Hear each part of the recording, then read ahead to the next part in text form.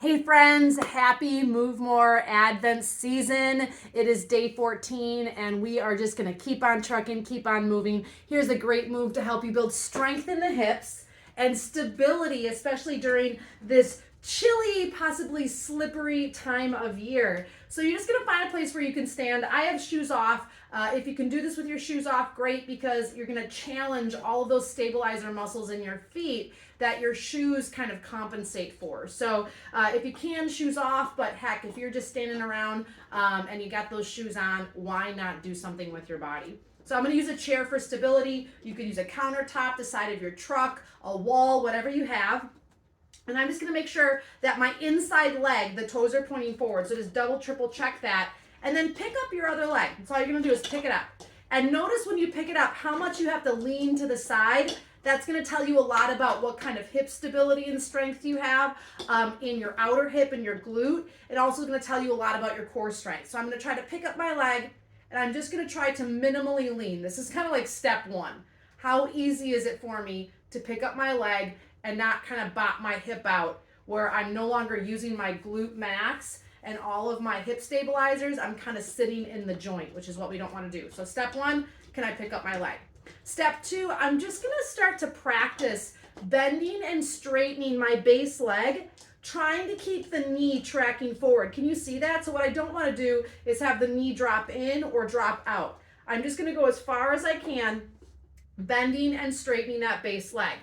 Now, as I do that, can I stay in the bowling alley with my hips? That means that hip's not popping out. My core is strong.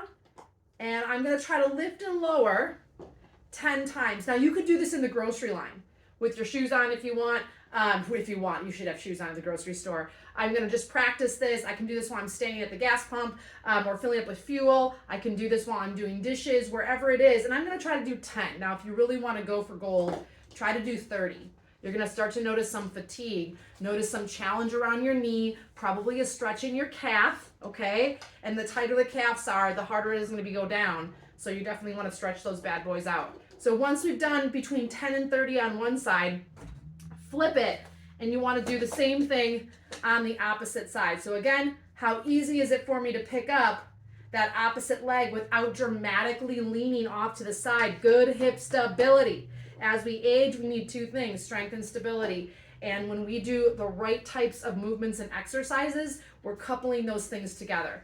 Rather than just doing strength or just doing stretching, we're gonna get both. So I'm just going to lift and lower.